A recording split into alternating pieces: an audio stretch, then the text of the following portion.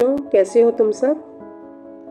तो आज हम क्लास 5 लुकिंग अराउंड की जो बुक है उसमें से कुछ इम्पॉर्टेंट जो सेंटेंसेस हैं, प्रश्न उत्तर आ सकते हैं, उनको हम लेके आए हैं। और हमारी इस श्रृंखला का ये भाग 2 है जो हम मेधावी स्कॉलरशिप एग्ज़ाम के लिए बना रहे हैं। तो लेट्स स्टार्ट। तो यहाँ हम अपनी पहली वीडियो में 26 तक कवर कर चुके हैं। तो जिन बच्चों ने इसका पार्ट 1 नहीं देखा है वो इसे ज़रूर देख लें। तो अब हम पार्ट 2 की बात कर रहे हैं और ये हम स्टार्ट करेंगे पॉइंट नंबर 27 से। मलयालम में कुंजमा चाची को चिटप्पन चाचा को बोलते हैं।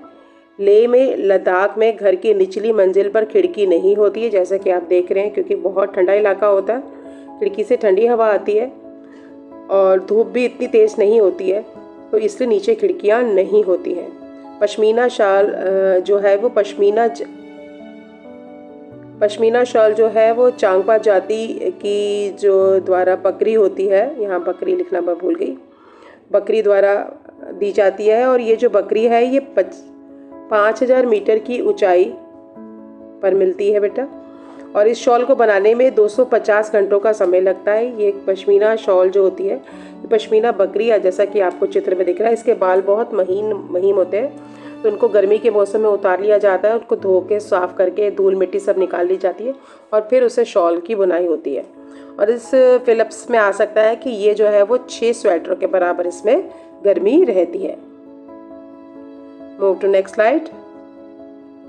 यहाँ हम बात करेंगे पॉइंट नंबर 30। इसमें केचुआ जो है वो ज़मीन को खोखला कर लेता है और उसे उपजाऊ बना लेता है। केचुए की आदत होती है कि अर्थवर्म की कि वो मिट्टी को खाता है और खाने के बाद ये बाहर निकाल देता है, तो मिट्टी की जो शक्ति होती है वो नरमी में बदल जाती है, उसके अंदर एयर स्पेसेस बन जाते हैं, मिट्टी को खोखला कर देता है और ये किसानों का दोस्त भी माना जाता है।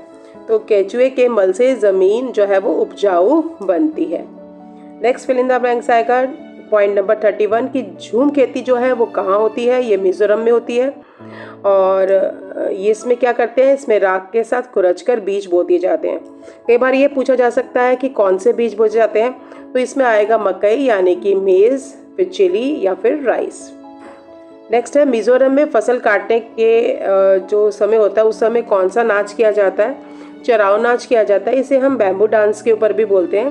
बैम्बू का इस्तेमाल किया जाता है और इसमें जो मिजो गर्ल्स होती हैं और बॉयज़ होते हैं वो दोनों मिलकर बैम्बू को खोलते हैं और बंद करते हैं और उसके मुझ में अपने पैरों की थाप से डांस करते हैं। नेक्स्ट है पॉइंट नंबर 33 कि ग्रेगर मेंडल ऑस्ट्रिया के निवासी थे और इनका जन्म जो था वो गरीब किसान परिवार में हुआ था।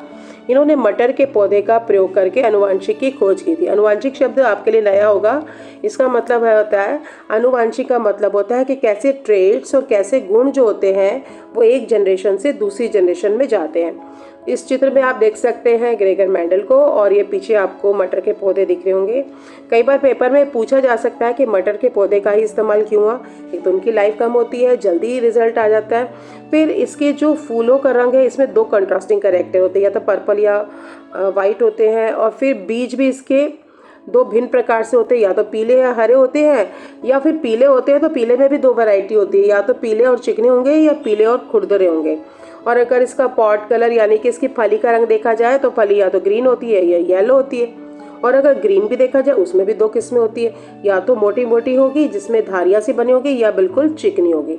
तो इसीलिए जो मेंडल था उसने वो मटर के पौधे का इस्तेमाल किया था।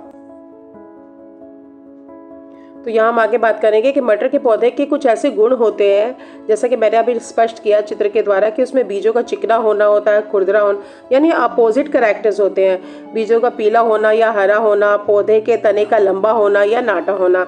इसी गुणों के कारण मेंडल ने इन पौधों को लिया था। पॉइंट नंबर 32 पोलियो जो होता है ये जीवाणुओं से फैलने वाला रोग है, ये भी पूछा जा सकता है। और पोलियो जो है वो 0 से 5 वर्ष तक के बच्चों को प्रभावित करता है। इसमें कमर के नीचे का हिस्सा बिल्कुल नहीं चल पाता, बेकार हो जाता है। नेक्स्ट है प्रिज्म। प्रिज्म क्या होता है? ये वो कांच होता है जो प्रकाश के 7 रंग दिखाता है।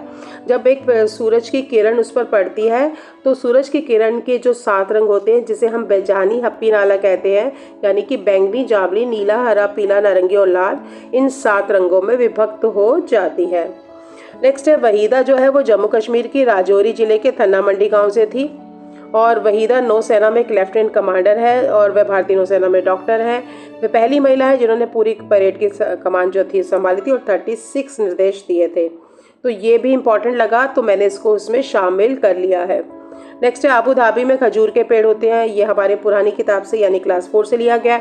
तो उसके कुछ इंपॉर्टेंट है जो कि हमारे मेधावी में रिपीट होते हैं, क्लास 5 में पूछे जाते हैं, तो इसलिए मैंने इनको भी इंक्लूड किया। तो आप बहुत ध्यान से इसे सुनेंगे और उतारेंगे। और वहाँ रेतीली ज़मीन के नीचे जो होता है वो पेट्रोलियम मिलता है और वहाँ पेट्रोल जो होता है वो पानी से सस्ता होता है, क्योंकि उनकी ज़मीन के रेत के नीचे इसके प्रचुर मात्रा में भंडार पाए गए हैं। अब हम आते हैं नेक्स्ट स्लाइड में।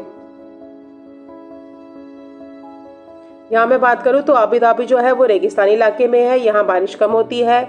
यहाँ ना तो नदियाँ हैं, ना झील है, ना तालाब है और यहाँ की मुद्रा पूछी जा सकती है जो कि दिरहम है। अरबी भाषा यहाँ बोली जाती है। पॉइंट नंबर 37 है चेन्नई से कोची के अगर ट्रेन द्वारा जाते हैं तो हमें 12 आवर्स लगते हैं, यानी कि 12 घंटे लगते हैं। 38 नंबर पे है बरगद के पेड़ की लटकन, इसकी जड़ें होती हैं जो इसे मजबूत खंभों की तरह पेड़ को सहारा देती हैं। अब इस पेड़ को पहचानिए, आपने कहाँ देखा ये पेड़? ये पेड़ जो है रेगिस्तानी पेड़ है और इसे हम रेगिस्तानी ओक पेड़ कहते हैं। और ये कहाँ पाया जाता है? ये ऑस्ट्रेलिया में पाया जाता है। ये भी 2 से 3 बार पेपर में आ चुका है। और इस पेड़ को हम बॉटल ट्री भी कहते हैं। क्यों? क्योंकि इसके तने के अंदर छेद कर दे हम पाइप से पानी इसके अंदर से निकाल सकते हैं, क्योंकि ये रेगिस्तानी इलाके में है तो पानी को संचित करके रखता है अपने तने के अंदर और पानी भरा रहता है। That's why this tree is known as bottle tree. तो ये जरूर याद कर लेना, ये कहाँ पाया जाता है? ये ऑस्ट्रेलिया में पाया जाता है। अब हम नेक्स्ट स्लाइड पे आ रहे हैं। नेक्स्ट स्लाइड जो है वो बता रही है पॉइंट नंबर 40 कि बिहू जो है असम में फसल कटने का त्योहार है। बिहू जो है इनका एक फेस्टिवल भी होता है। बिहू एक डांस का भी नाम होता है। और पॉइंट नंबर 41 कहता है कि बिहू से पहले दिन की शाम को हम उरुका कहते हैं। उरुका में क्या होता है कि उरुका में पकवान बनते हैं। और पकवान कहाँ बनते हैं? एक भेला घर बनाया जाता है। भेला घर के अंदर ये सारे पकवान बनते हैं और रात को लोग उसी भेला घर में सोते हैं और उसके आसपास ये मेज़ी जलाई जाती है। मेज़ी क्या होती है? घास फूस को इकट्ठा कर देते हैं। जैसे हम लोग होलिका दहन करते हैं, ऐसे वहाँ के लोग शाम को सब इकट्ठे करके मेज़ी चलाते हैं और उरुका पकवानों का आनंद लेते हैं। पॉइंट नंबर 42 बोरा और सेवा जो है ये चावलों के 2 प्रकार होते हैं। इन्हें आसाम में खाया जाता है और इनकी खासियत होती है ये पकने के बाद, ये देखिए यहाँ पर ये मैंने बोरा चावल दिखाए हुए हैं, ये पकने के बाद चिपचिपे हो जाते हैं। पक्षियों के दुश्मन कौन होते हैं? मनुष्य है, जानवर है, कौवा है, गिलहरी है, बिल्ली, चूहा। ये सब या तो इनके अंडे चुरा लेते हैं या घोंसले तोड़ देते हैं। नेक्स्ट स्लाइड की ओर जाएंगे। यहाँ पॉइंट नंबर 44 गाय के अगर आपने दांत देखे हो तो आगे के दांत छोटे होते हैं, पीछे के दांत चपटे होते हैं। बट ये जो दांत हैं क्या आपको गाय के लग रहे हैं? नहीं, ये दांत है कार्निवोरस के। ध्यान से देखिए, आगे के दांत इसके नुकीले हैं। तो जितने भी कार्निवोरस यानी कि मांस भक्षी जानवर होते हैं उनके दांत नुकीले होते हैं बच्चों। वो इसलिए होते हैं ताकि मांस को चीरने में, फाड़ने में आसानी से मदद कर सके। इनके दांत इतने चपटे नहीं होते क्योंकि इनको घास जैसी चीज़ों को चबाना नहीं होता।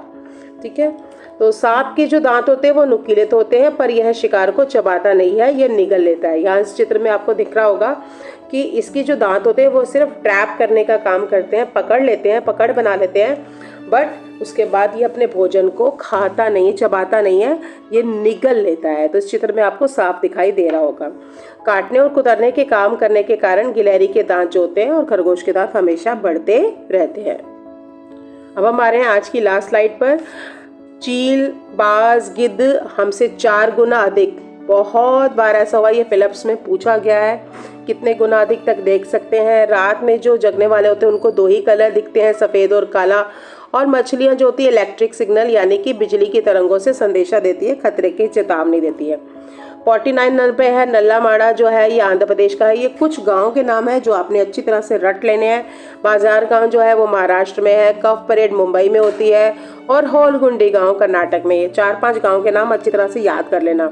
और आज का लास्ट है कि मुख्तारपुर गांव जो है वो तेलंगाना के पोचमपल्ली ज़िले में है। और इसके साथ हमारी ये वीडियो होती है समाप्त, पार्ट 2। तो मिलेंगे अगली वीडियो में। और इसमें जितने भी क्वेश्चंस आए हुए हैं बेटा, जितने भी इंपॉर्टेंट पॉइंट्स मैंने बोले हैं, इनको अपनी कॉपी में ज़रूर लिख लेना, क्योंकि कुछ चीज़ें लिखकर जल्दी याद होती हैं। मिलेंगे अगली सीरीज़ के पार्ट 3 वीडियो में। And don't forget to like and subscribe my channel.